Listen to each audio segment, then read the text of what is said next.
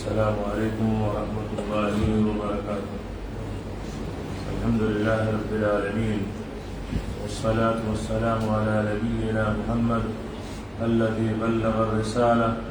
وأدى الأمانة ونصح الأمة وجاهد في الله حق جهاده صلوات ربي وسلامه عليه. أما بعد، أعوذ بالله من الشيطان الرجيم. والذين آمنوا بالله ورسله ولم يفرقوا بين أحد منهم أولئك سوف يؤتيهم أجورهم وكان الله غفورا رحيما. محترم دینی بھائیوں، اللہ تبارک تعالیٰ نے اپنے مومن بندوں کی اس اہم خوبی کا ذکر کیا کہ جو میرے مومن بندے ہیں وہ اللہ پر ایمان رکھتے ہیں اور اس کے رسولوں پر ایمان لاتے ہیں اور ان میں کسی میں بھی وہ تفریق نہیں کرتے ہیں، تو یہ ایسے لوگ ہیں کہ اللہ تعالیٰ ان کو ان کا اجر عطا فرمائے گا اور اللہ تبارک تعالیٰ بڑا بخشنے والا اور رحم کرنے والا ہے۔ گزشتہ درس میں اللہ پر ایمان لانے کا مطلب کیا ہے اور اللہ پر ایمان لانا یہ کن چیزوں کو شامل ہے، اس تعلق سے چند باتیں آپ کے سامنے رکھ کی گئی تھیں، اور آج کے اس درس میں رسولوں پر ایمان لانا، اللہ کے بھیجے ہوئے پیغمبر پر ایمان لانا، یہ کن چیزوں کو شامل ہے، اس تعلق سے چند باتیں آپ کے سامنے رکھی جائیں گی۔ رسولوں پر ایمان لانا یہ چند چیزوں کو شامل ہے۔ سب سے پہلی چیز اس سلسلے میں یہ جاننا چاہیے کہ رسولوں پر ایمان لانا، اس بات پر ایمان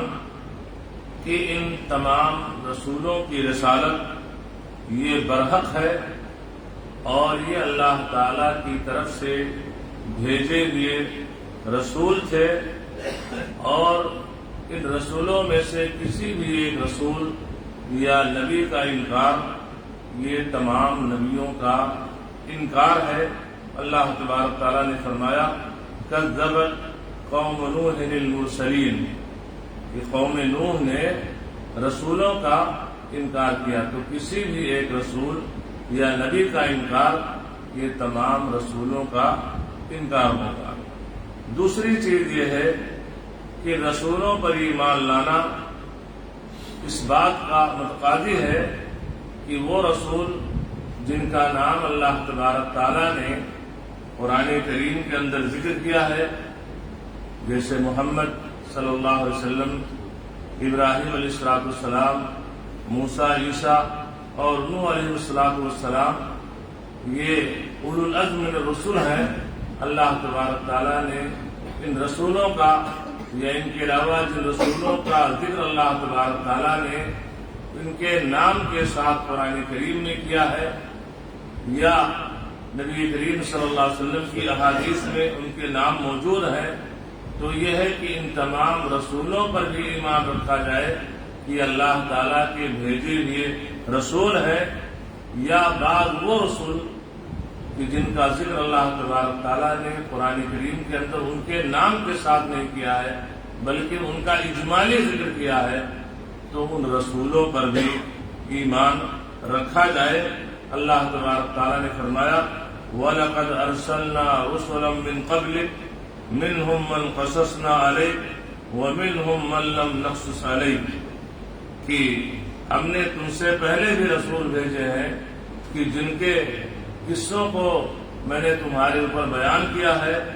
اور کچھ ایسے ہیں جن کے حالات ہم نے نہیں بھی بیان فرمائے ہیں، تو وہ انبیاء و رسول جن کا نام لے کر کے اللہ تبارک تعالیٰ نے ان کا ذکر اپنے کتاب کے اندر کیا ہے، ان پر بھی ہم ایمان رکھیں کہ اللہ کے بھیجے ہوئے رسول ہیں، اور جن کا نام نہیں بھی ہے لیکن اجمالی طور پر اللہ تبارک تعالیٰ نے ان کا ذکر کیا ہے، تو ان پر بھی ایمان رکھا جائے۔ یہ ایمان بالرسول میں یہ چیز شامل ہے، کیونکہ ہم سب کو معلوم ہے کہ انبیاء کرام رسول کی تعداد 1 لاکھ سے زیادہ ہے، اور قرآن کریم کے اندر چند لوگوں کا ذکر اللہ تبارک تعالیٰ نے ان کے نام کے ساتھ کیا ہے۔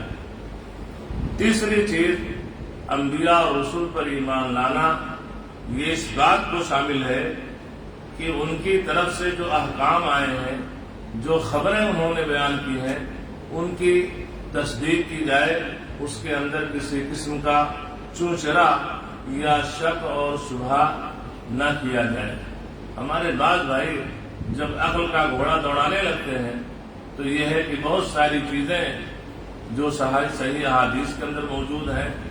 اس کا بھی انکار کر دیتے ہیں۔ دیکھیے، عقلانیوں کی ایک جماعت، یعنی وہ حدیثیں جو صحیح بخاری کے اندر موجود ہیں، وہ حدیثیں جو صحیح سند کے ساتھ موجود ہیں، لیکن جب عقلی گھوڑا دوڑایا تو انہوں نے ان چیزوں کا انکار کر دیا۔ جیسے مثال کے طور پر کہ ایک انسان جب اس دنیا سے رخصت ہو جاتا ہے، اس کو اس کے قبر میں دفنا دیا جاتا ہے، دفنانے کے بعد ابھی لوگ اس میت کو دفنا کر کے ابھی قبرستان سے واپس نہیں لوٹتے ہیں، ابھی قبرستان ہی کے اندر ہوتے ہیں کہ منکر و نکیر یہ 2 فرشتے آ جاتے ہیں، اس میت کو اٹھاتے ہیں، بٹھاتے ہیں، اس سے سوالات کرتے ہیں جو ہم سب سنتے ہیں اور پڑھتے ہیں۔ تو کتنے ایسے لوگ ہیں جبکہ صحیح حدیث کے اندر اس کا ذکر موجود ہے، کہتے ہیں کہ بھئی قبر اتنی تنگ ہوتی ہے، وہ لحد کے اندر میت کو لٹا دیا گیا ہے، دفنا دیا گیا ہے۔ تو یہ چیز عقل سے باہر ہے کہ اس کو آئیں گے اور کیسے اس لحد کے اندر اس میت کو بٹھائیں گے، کیسے اس سے سوال کریں گے، یہ چیز عقل میں نہیں آتی ہے۔ تمہارے عقل کا قصور ہے۔ شریعت کا معاملہ یہ عقل پہ نہیں تولا جاتا ہے، یہ امور غیبیات ہیں، غیب سے ان کا تعلق ہے۔ اور دوسرے یہ ہے کہ اللہ تبارک تعالیٰ ہر چیز پر قادر ہے، لیکن اللہ تعالیٰ ہر چیز پر قادر ہے۔ ہماری عقل، ہمارے سوچنے سمجھنے کی صلاحیت محدود ہے، ہم اپنی عقل سے سوچتے ہیں ایسا کیسے ہو سکتا ہے، لیکن یہ کیوں بھول جاتے ہیں کہ اذا اراد شیئا ان یقول له کن فیکون، کہ جب اللہ تعالیٰ کوئی چیز کرنے پہ اترتا ہے، کوئی چیز کرنا چاہتا ہے تو اللہ تعالیٰ کہتا ہو جا، وہ چیز ہو جاتی ہے۔ اللہ تعالیٰ ساری کائنات کو بغیر کسی سیمپل اور نمونے کے اللہ تبارک تعالیٰ نے وجود بخشا ہے، تو کیا اللہ تعالیٰ اس چیز پر قادر نہیں ہے؟ تو یہ ہے کہ انبیاء کرام کی طرف سے جو خبریں آئی ہیں، جن چیزوں کی انہوں نے ہمیں خبر دیا ہے، بتلایا ہے، اس کے بارے میں ایمان رکھا جائے اور اس کے اندر انسان کسی قسم کی چوچرا نہ کرے اور کسی شک و شبہ کے شکار نہ ہو۔ یہ چیزیں بھی انبیاء اور رسول پر ایمان لانے کو شامل ہیں۔ اسی طریقے سے انبیاء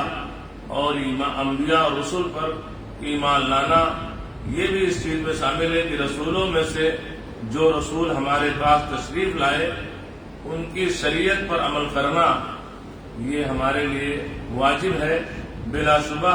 وہ خاتم الرسول حضرت محمد صلی اللہ علیہ وسلم ہیں جو تمام انسانوں کی طرف بھیجے گئے ہیں۔ اللہ تبارک تعالیٰ نے فرمایا فَلَا وَرَبِّكَ لَا يُؤْمِنُونَ حَتَّى يُحَكِّمُوكَ فِي مَا شَجَرَ بَيْنَهُمْ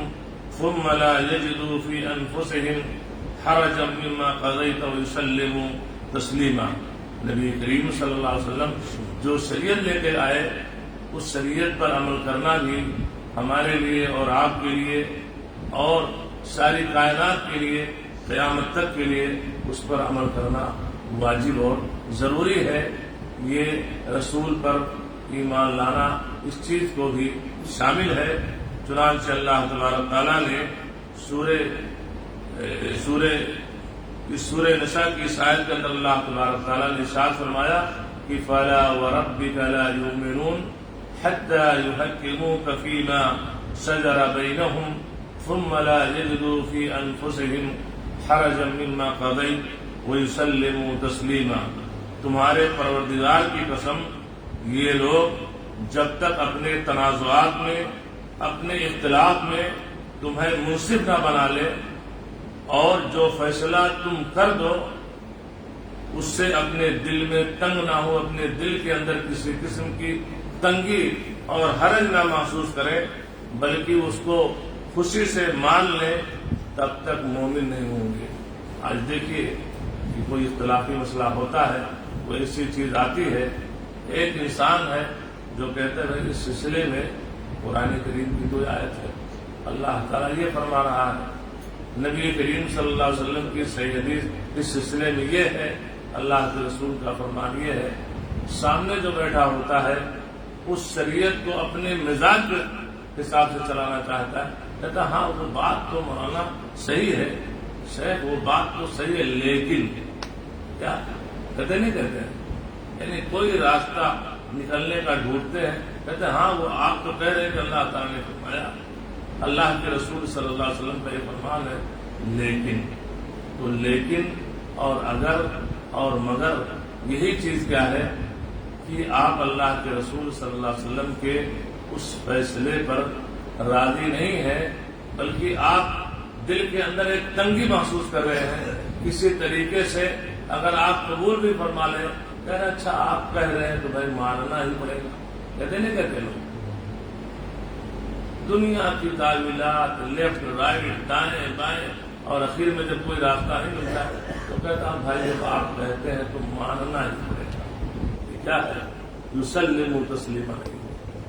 کہ خوشی بخوشی اپنے آپ کو اس حکم کے تابع نہیں کر لیتا ہے، اس کو مان نہیں لیتا ہے، بلکہ وہ اس طرح کی چیزیں لیکن اور اگر اور مگر اور آپ کہتے ہیں تو مان ہی لیتے ہیں، تو یہ ایک مومن کا سوا نہیں ہے۔ تو اس لیے ایمان بالرسل یعنی رسولوں پر ایمان لانا اس چیز کو شامل ہے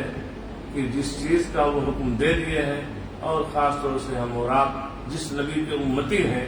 ان کی تعلیمات آ گئی، ان کا فرمان آ گیا، ان کے فرمودات آ گئے، تو وہ چیز گرچہ ہمارے مزاج کے خلاف ہو، شریعت کا وہ حکم ہماری مرضی کے خلاف ہو، ہمیں وہاں سر تسلیم خم کر دینا ہے اور اس کو قبول کر لینا ہے۔ اس کے اندر کسی قسم کی ہم اپنے دل و دماغ کے اندر تنگی نہ محسوس کریں۔ اگر یہ چیز ہے تو یہ ایمان کی دلیل ہے، اور یہ سچے پکے مومن کی دلیل یہ ہے، ورنہ اللہ تعالیٰ نے فرمایا فَلَا وَرَبِّكَ لَا يُؤْمِنُونَ، تمہارے رب کی قسم تم مومن نہیں ہو سکتے ہو،